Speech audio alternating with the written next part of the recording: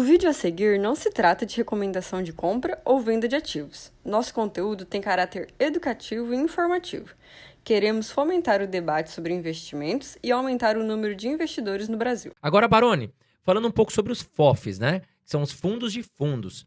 Você acha que é um bom investimento e ele é mais indicado, caso seja um bom investimento, na sua opinião, para iniciante ou para todos os perfis? Não, vamos começar de trás para frente. O FOF pode ser usado para vários perfis, tá? Eu só tenho uma crítica que eu sempre faço, às vezes, dos FOFs, é que eles tendem a entregar um resultado muito bom quando o mercado tá bom e um resultado muito ruim quando o mercado tá ruim. Então, assim, para aquela pessoa que quer usar... Sabe a história do ETF que eu falei lá atrás? Sim. Vamos inverter o jogo agora. A pessoa quer ter alguma exposição em fundo imobiliário, mas não quer ter esse trabalho de ter uma carteira mais diversificada, estar mais próximo do mercado. A porta de entrada pelo FOF pode ser interessante, sim. Porém, você tem que estar ciente de que um FOF ele não é um fundo multimercado que consegue fazer aqueles movimentos clássicos de mercado acionário, de você ter muito mandato para ser muito livre. Ele é um produto um pouco mais limitado. Então, a sugestão que eu dou tem vários FOFs hoje no mercado. Se você optar por esse caminho, você tem que estar muito alinhado com a cabeça do gestor. Então, aquele gestor que gira menos a carteira, que tem um pouco mais de estratégia na hora da alocação, de ter um pouco mais de clareza na hora de pontuar as suas decisões de investimento, é o que me agrada mais. Aquele que depende de muito ganho de capital, ou seja, ele precisa vender muito para conseguir entregar um rendimento razoável, esse me causa um pouco mais de preocupação. Por quê? Porque quando o mercado está ruim, ele não pode vender. Não é que ele não pode. Ele não deveria vender, porque ao vender ele realiza um prejuízo. E esse prejuízo vai impactar muito os dividendos, então ele fica mais de pés e mãos atadas. Então, eu gosto daquele FOF mais tradicional, que tem uma renda recorrente maior e uma renda não recorrente, que é de ganho de capital, menor. Ou seja, ele depende menos das oscilações do mercado. Ele tem uma carteira que já tem uma geração de renda maior. Tá? Quais FOFs que você acha, Baroni, que são interessantes para estudar? Então, você tem hoje o BCFF, que é muito conhecido. Você tem o HFOF da Red, que também é muito conhecido. Você tem o da MOG, no MGFF, que também é muito demandado. Você tem da RBR, que também tem... O da RBR ele tem uma característica até um pouco diferente dos outros. Ele tem até no nome dele multi-estratégia. Então, ele realmente transita um pouquinho mais em outras estratégias de investimento. E você tem fundos menores que dão retornos até maiores. Por fato deles serem menores, eles giram muito o capital, né? E aí conseguem produzir resultados mais altos, né? A Suno até recentemente criou também o SNFF. A Suno criou também um fundo que o pessoal perguntou muito, que é o Kizu, né? Que é um fundo que ele se espelha no Suno 30, que é um índice. Então, a Banco Inter também tem fundos de FOFs com características de seguir também índice. Então, eles se sofisticaram muito. Então, poxa, assim, tem vários jeitos de você encontrar as alternativas. O que eu posso te dizer, Carol, é que todas as gestoras hoje praticamente têm fundos de fundos. Isso é bom, porque cada um tem a sua bandeira, mas é que para o investidor do lado de lá, ele fala, bom, como é que eu vou decidir isso? É um problema. Agora, eu vou jogar um balde de água fria em todo mundo aqui, tá? Historicamente, os FOFs não têm conseguido entregar resultados acima dos seus valores de oferta inicial. Poucos conseguiram. Poucos não, acho que, salvo engano, nenhum efetivamente conseguiu. Por quê? Porque ele tem um lado perverso aí. Ele, às vezes, é obrigado a vender coisa boa e carregar coisas, eu não vou dizer ruins, mas não tão boas. Ou que talvez precisariam de um estágio de maturidade, de maturação mais longo. É perverso a decisão de estratégia de investimentos, porque ele não tem aquela flexibilidade que um fundo multimercado tem. O FOF ele tem uma característica muito própria. Então, eu diria que, de novo, o FOF ele não deveria ser um investimento central das pessoas. Ele deveria ser um investimento buscando alfa. Por exemplo, só para concluir, o valor patrimonial de um FOF é 90, 100, seja lá. E ele está negociando com 15% de desconto. Para aquele investidor que tem um perfil mais arrojado, inclusive essa é a orientação que nós damos para os nossos assinantes. A gente não tem formalmente FOFs na carteira, mas a gente dá esse call para as pessoas. Se você tem um perfil mais arrojado e quer tirar ou buscar um resultado adicional, é onde os FOFs se tornam mais interessantes, que você compra ele com uma dupla camada de desconto.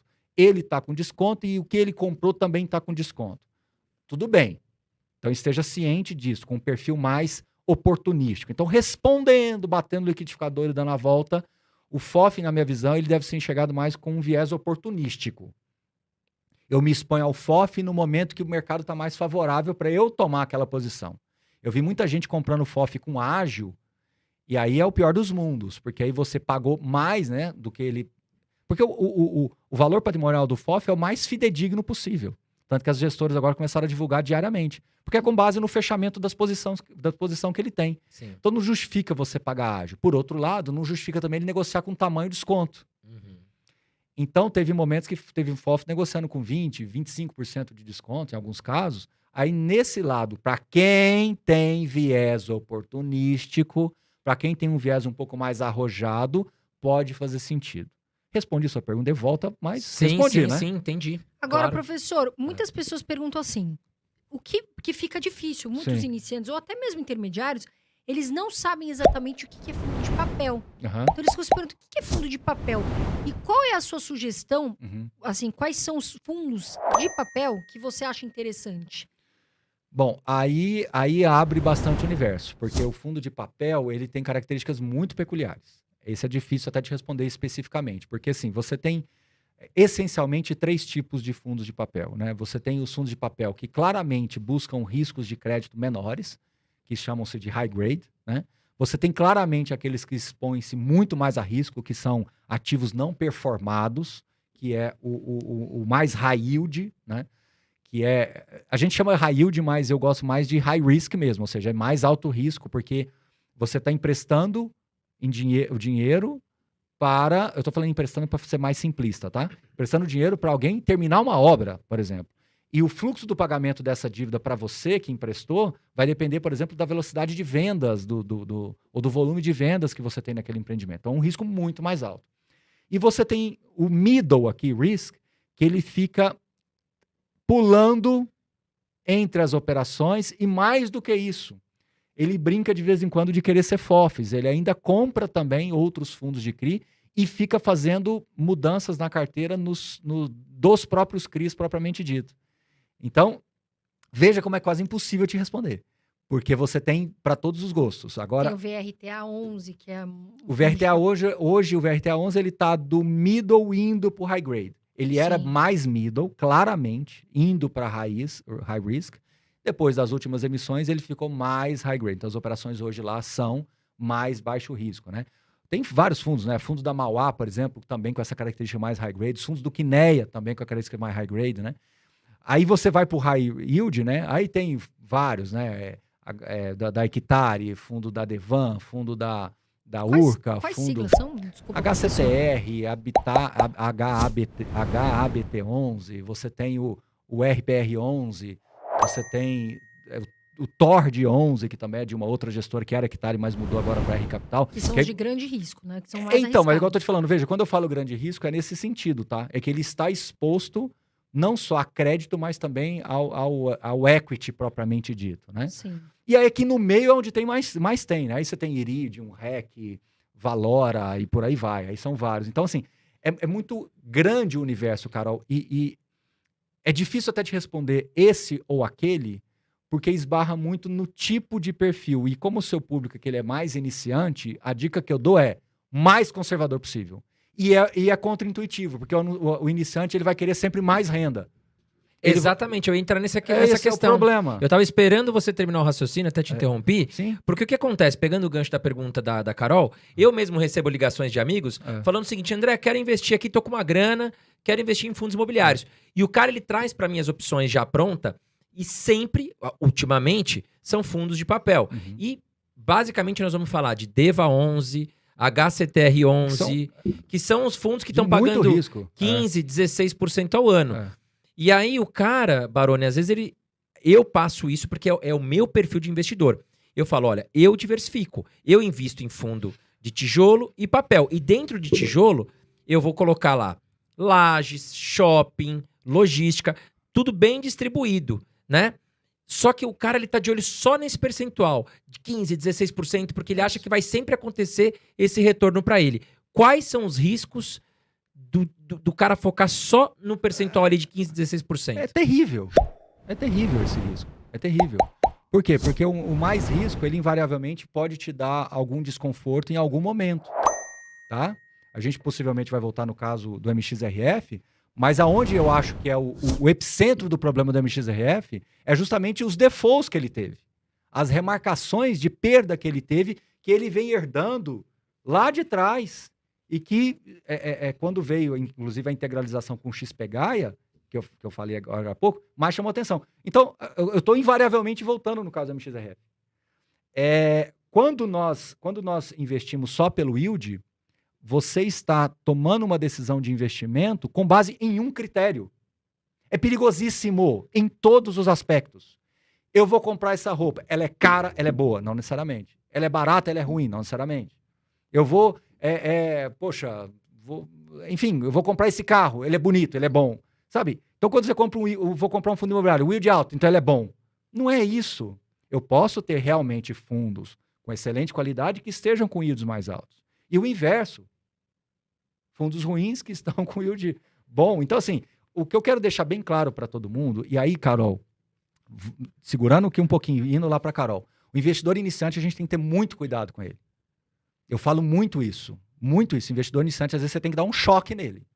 Tem que dar um choque nele, entendeu? Justamente porque quando ele entra em sites e tem uns botõezinhos mágicos lá que pesquisa por ordem de tamanho, por ordem de não sei o que, quantidade de cotistas, ele invariavelmente vai no que está pagando mais. Sim. É intuitivo também, ele fazer isso, entendeu? Porque é aquela tal história, né? Fala para mim um corredor famosíssimo aí. O Bolt. Usain Bolt. Agora me fala um grande maratonista. Ninguém lembra, assim.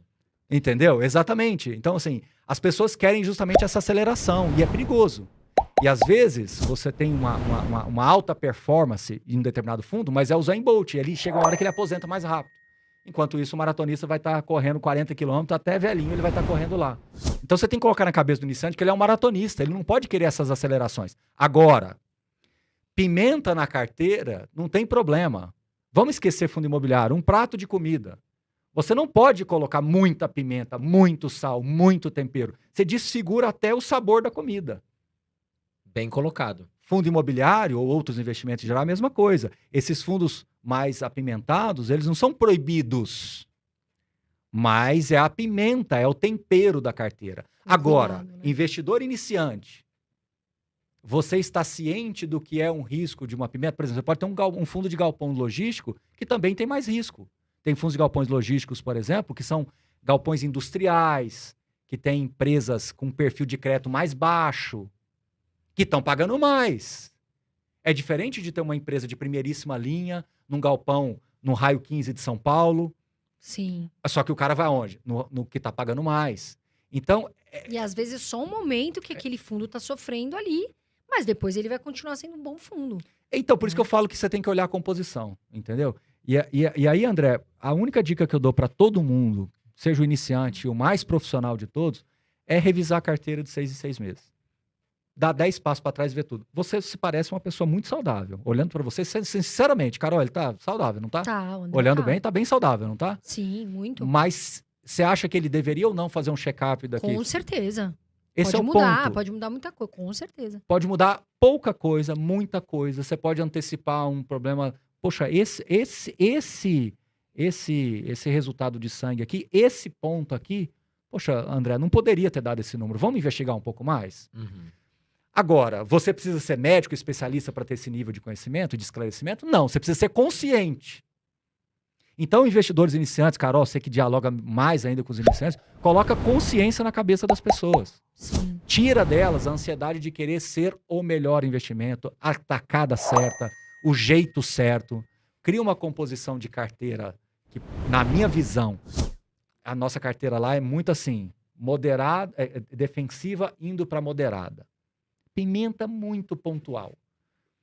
Porque a gente acha que para fundo imobiliário é o que tende a funcionar melhor. E tanto é que vem funcionando. A gente vem ganhando com muita folga do IFIX, ganhando com muita folga do CDI, vem ganhando do IPCA mais 6, que é um benchmark difícil de bater. Sim. Fazendo um arrozinho com feijão bem feito, revisando a carteira de 6 em 6 meses.